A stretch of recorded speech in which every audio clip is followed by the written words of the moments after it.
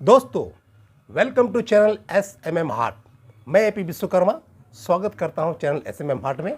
और आज का वीडियो वेरी इंटरेस्टिंग है, वेरी यूज़फुल है उन लोगों के लिए जो फार्मा मार्केटिंग में है। दोस्तों, फार्मा मार्केटिंग में जो है, आप लोग जानते हैं कम से कम ये 4 pillar, what are the 4 pillars, स्तंभ ऑफ फार्मा मार्केटिंग, आज इस पर हम डिस्कस करेंगे। और वीडियो शुरू करने के पहले आप लोग से एक बार फिर से रिक्वेस्ट है, प्लीज़ आप इस वीडियो को शुरू से अंत तक देखें ताकि सारी बातों को आप जान सकें जो हम आपको कहना चाहते हैं, आपको सेम वे में डिलीवर हो सके। और अभी तक आप हमारे चैनल को सब्सक्राइब नहीं किए तो प्लीज़ सब्सक्राइब करके बेल आइकन को प्रेस करें, ऑल पर क्लिक करें ताकि जब भी नया वीडियो डालें आपको नोटिफिकेशन मिल जाए। तो चलिए, वीडियो स्टार्ट करने के पहले एक बार फिर से रिक्वेस्ट करते हैं, आप लोग ज़रूर से ज़रूर वीडियो को पूरा देखें। दोस्तों, आज हम बताएंगे फार्मा मार्केटिंग का 4 पिलर, स्तंभ कौन कौन है और चारों में चेक एंड बैलेंस क्यों करना जरूरी है। इसके अगर एक भी पिलर अगर गड़बड़ हुआ, अगर एक भी काम नहीं करेगा प्रॉपर में, तो आपका फार्मा मार्केटिंग में टिकना मुश्किल है और आप उसमें सक्सेस पाना मुश्किल है। दोस्तों, जैसे हम लोग जानते हैं कि भारत एक बहुत बड़ी लोकतांत्रिक देश है, दुनिया का सबसे बड़ा लोकतंत्र है। इसको भी चलाने के लिए 4 अंग होते हैं, 4 स्तंभ होते हैं। जैसे जानते हैं कि पहला लेजिस्लेचर होता है, विधायिका, जहाँ पर नेता लोग पॉलिसी बनाते हैं, कानून बनाते हैं। दूसरा होता है एक्जीक्यूटिव, कार्यपालिका, जहाँ पे अफसर्स लोग जो है, जितने IAS IPS जितने अफसर लोग हैं उसको इम्प्लीमेंट करते हैं कि सही से कानून बना या नहीं। जुडिशरी है जो देखता है कि न्याय संगत कानून लागू हुआ नहीं हुआ। और चौथा स्तंभ होता है मीडिया, जो देखती है कि आवाज़ उठाने का काम करती है, अपना सरकार से प्रश्न करने का काम करती है। इस तरह से मान लीजिए, देखिए, अपनी बातों को बहुत सिंपल वे में कहना चाहते हैं, आसान भाषा में कहना चाहते हैं, जिससे हम अपने ऑडियंस को, अपने व्यूअर्स को सारी बातों को बहुत सिंपल वे में समझा सकें। जिस तरह कोई अगर टेबल है, कोई कुर्सी है, उसके भी 4 पैर होते हैं। अगर उसको ज़मीन पर टिकना है, उसका चारों पैर का रहना जरूरी है।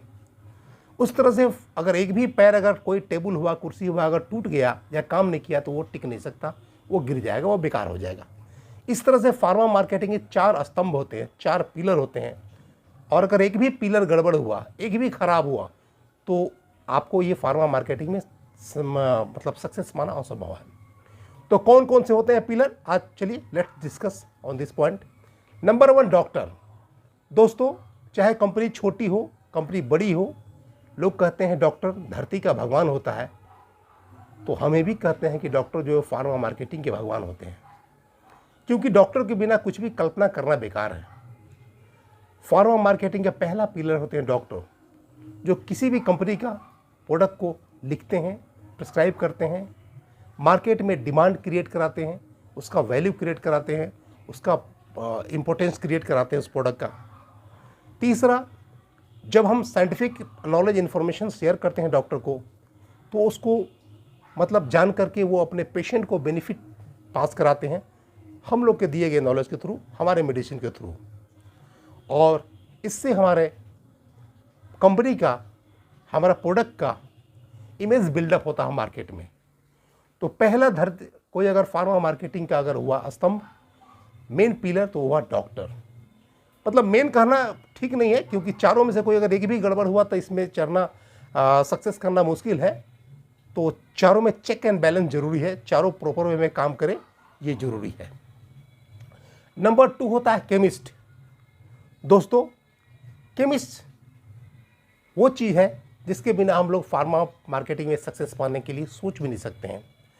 अगर किसी प्रोडक्ट के बारे में कुछ जानकारी चाहिए, कुछ करना है, तो सबसे पहला सोर्स एक ही जगह होता है, वो होता है केमिस्ट, जहां से हम लोग किसी डॉक्टर के बारे में जान सकते हैं, जहां हम लोग मतलब RCPA करते हैं, रिटेल केमिस्ट प्रिस्क्रिप्शन ऑडिट, जहां से हम लोग जानते हैं कि कौन डॉक्टर साहब प्रोडक्ट लिखते हैं, कौन प्रोडक्ट नहीं लिखते हैं, कितना क्वांटिटी में लिखते हैं, वो हम लोग प्रॉपर आइडिया लेते हैं केमिस्ट के थ्रू, जिसको हम लोग RCPA बोलते हैं।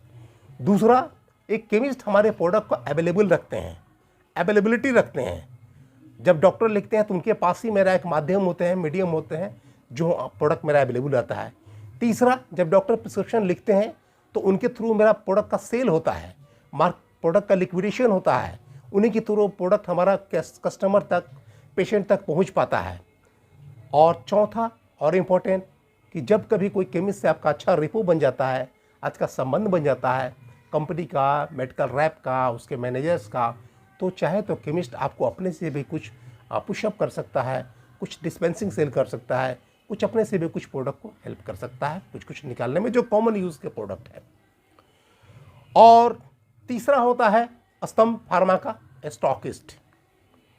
दोस्तों, जैसे डॉक्टर का इंपॉर्टेंस है, जैसे केमिस्ट का इंपॉर्टेंस है, वैसे मार्केट में स्टॉकिस्ट का भी इंपॉर्टेंस है, क्योंकि स्टॉक पॉइंट ही वो होता है जहां से पूरे एरिया में माल मेरा डिस्ट्रीब्यूट होता है। अगर कोई आपका केमिस्ट अगर किसी एरिया में अगर 500 केमिस्ट है तो हर जगह आपको लेके जाना संभव नहीं है कि देना।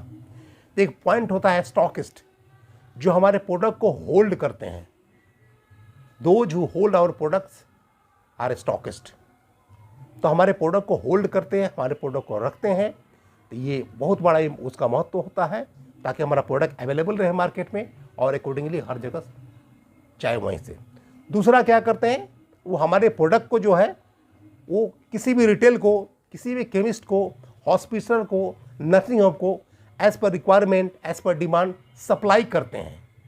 ये बहुत बड़ा रोल है उनका कि हम लोग को खुद नहीं जाना पड़ता है, मार्केट में डिमांड क्रिएट होता है और हमारे स्टॉकिस्ट जो है सप्लाई करते हैं अपने स्टाफ्स के थ्रू या अपना जो भी उनका चैनल के थ्रू सप्लाई कराते हैं। ये हम लोग के लिए बहुत ईजी काम हो जाता है। हर स्टॉकिस्ट बहुत सारे अपने कैपिटल को इन्वेस्ट करते हैं कंपनी में। बहुत सारे स्टॉकिस्ट करोड़ों करोड़ों रुपया मार्केट में फेंके रहते हैं, इन्वेस्ट किए रहते हैं, क्योंकि आपको ये पता है कि बहुत सारे केमिस्ट लोग बहुत डिले देते हैं पेमेंट, बहुत लेट से पेमेंट देते हैं। तो जितना आसान कहना है उतना करना नहीं है, फिर भी स्टॉकिस्ट लोग अपना पैसा को, कैपिटल को इन्वेस्ट करके रखते हैं और मार्केट में अपना उनका नेटवर्क होता है, उसके थ्रू हम लोग को हेल्प भी करते हैं। उनका बहुत सारा कैपिटल फंसा रहता है, फिर भी मार्केट में डिस्ट्रीब्यूट करते रहते हैं, तो उनका बहुत कैपिटल इन्वेस्ट होता है, ये उनका कंट्रीब्यूशन होता है।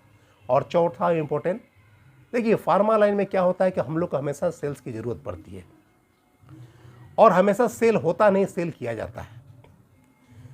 अगर स्टॉकिस्ट चाहे तो अगर 10 डिब्बा 5 डिब्बा है तब पर भी बोलेगा कि मेरे पास है, ख़त्म होने पर मंगाएंगे, लेकिन हम लोग को हर मंथ सेल करना पड़ता है, टारगेट करना पड़ता है। उस केस में स्टॉकिस्ट हमारे बहुत हेल्प करते हैं। कभी कभी क्या कोई प्रोडक्ट मान लिया 10 डिब्बा का सेल है, अगर 10-20 डिब्बा रहे भी तो हमको 10-20 डिब्बा का ऑर्डर देते हैं। तो ये बहुत बड़ा उनका कंट्रीब्यूशन होता है, हेल्प करते हैं, सेल करते हैं, सेल करने में हम लोग को टारगेट अचीव करने में वहाँ हेल्प करते हैं। तो डॉक्टर हो गया, केमिस्ट हो गया, स्टॉकिस्ट हो गया। और चौथा पिलर वेरी वेरी इंपॉर्टेंट तो सभी हैं, किसी के बिना कोई काम नहीं चलेगा। चौथा पिलर होता है अपनी कंपनी, किसी भी कंपनी का मेडिकल रिप्रेजेंटेटिव, मतलब एमआर। दोस्तों, आपका कितना भी अच्छा प्रोडक्ट हो, कितनी भी क्वालिटी वाला प्रोडक्ट हो, कितनी भी पैकिंग वाला हो, कितनी भी अट्रैक्टिव पैकिंग हो, लेकिन जब तक मार्केट में उसको कोई प्रमोट करने वाला नहीं रहेगा, उसको बताने वाला नहीं रहेगा, उसका कोई फ़ायदा ही नहीं है, कुछ एज इट इज पड़ा रहेगा। तो स्टॉकिस्ट, केमिस्ट, डॉक्टर के बाद चौथा कोई अगर पिलर है तो हमारे कंपनी, किसी भी फार्मा कंपनी का जो रिप्रेजेंटेटिव है, मेडिकल रिप्रेजेंटेटिव, वो बहुत बड़ा रोल अदा करते हैं। नंबर 1, वो प्रोडक्ट के बारे में साइंटिफिक इन्फॉर्मेशन या हर तरह का जो भी इन्फॉर्मेशन होता है वो डॉक्टर को पास करते हैं, प्रोडक्ट के बारे में बताते हैं, प्रोडक्ट को प्रमोट करते हैं और प्रोडक्ट को चाहते हैं कि मैक्सिमम लिक्विडेट हो। नंबर 2, वो केमिस्ट के पास जो माल होता है, स्टॉकिस्ट के पास जो माल होता है, वो हमेशा सेकेंडरी सेल करते हैं। डॉक्टर का जब प्रिस्क्रिप्शन निकलता है तो माल का लिक्विडेशन होता है, वो सेकेंडरी सेल को जनरेट करते हैं ताकि प्रोडक्ट कस्टमर तक पहुंच सके, पेशेंट तक पहुंच सके। तो वो दूसरा रोल है उनका, वो सेकेंडरी जनरेट करते हैं, कंपनी के लिए सेकेंडरी सेल्स का जनरेट करते हैं।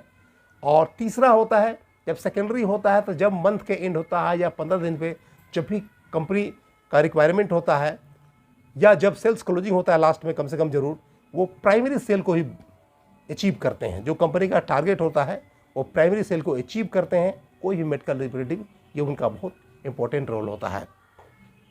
और चौथा इंपॉर्टेंट, जब सारा कुछ हो जाता है प्राइमरी सेकेंडरी, दो collection of payment is very very important part in sales and marketing या फार्मा मार्केटिंग, क्योंकि तब तक सेल का चक्र पूरा नहीं होता है जब तक कि पेमेंट कंपनी को नहीं जाता है, कलेक्शन नहीं जाता है। तो ये भी काम हमारे मेडिकल रिप्रेजेंटेटिव बहुत अच्छी तरह से करते हैं।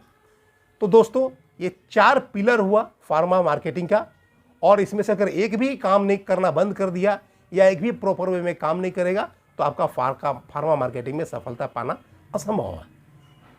तो सब में चेक एंड बैलेंस, सबको प्रॉपर वे में फंक्शनिंग करना जरूरी है।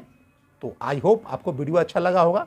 अगर वीडियो अच्छा लगा तो वीडियो को लाइक करें, शेयर करें, चैनल SMM हार्ट को जरूर सब्सक्राइब करें। और आपका किसी भी तरह का कोई सजेशन हो, सुझाव हो, ओपिनियन हो तो अपना कमेंट में लिखिए। Most welcome and feel free to contact me on any issue regarding pharma marketing. तो आज के वीडियो में इतना ही, मिलते हैं अगले वीडियो में। तब तक के लिए thanks for watching this video.